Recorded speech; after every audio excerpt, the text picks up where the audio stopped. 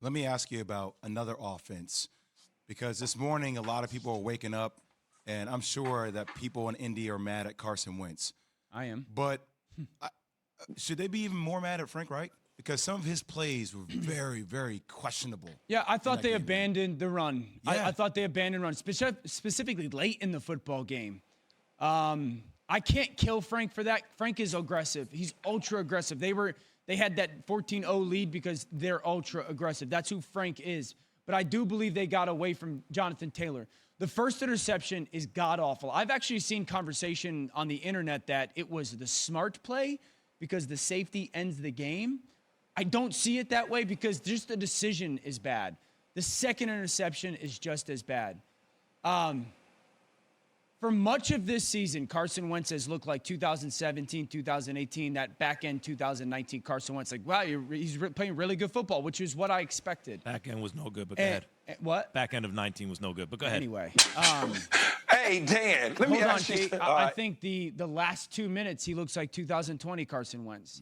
The last 2 minutes. Dan, but what the fact is, I agree. He's looked good, solid, and progressing through the season. Not amazing, but like, hey. Yeah, pretty darn good football. And you know what he's capable of. That's always in the back of your mind. So, whoa, if he's fundamentally sound and everything, he's capable of big things. Season on the line, because you're about to get swept in the season series if you lose the game. The second interception is putting the shovel in the ground to dig the grave. Whoa, like season on the line. And my issue is what I hear out of Philly, as I've told you before, DiFilippo was bad cop. Reich was good cop. I have not heard Carson Wentz really take accountability post-game. It's always like, well, that's the way we play. Well, that's going to happen sometimes with the way we play, as though he's Patrick Mahomes and he's earned the right to freestyle because it always comes out so good. It's not what he is, and I don't know. Do you hear a guy taking accountability? Yeah, no, because they've played so good over the last month. I don't think there's been moments of accountability necessary. I kind of felt that in the beginning of the season. He was very, I got to play better, I got to play better, I got to play better. I did not hear his post-game conference or conversation afterwards yesterday.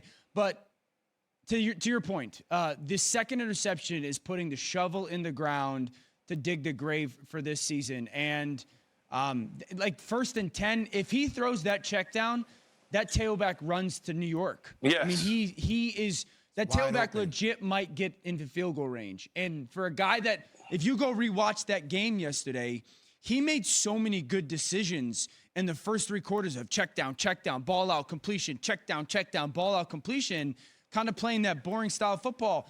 And then that last 2 minutes, he just tried to become a superhero. Why in the last 2 minutes? I was going to ask you that, Dan.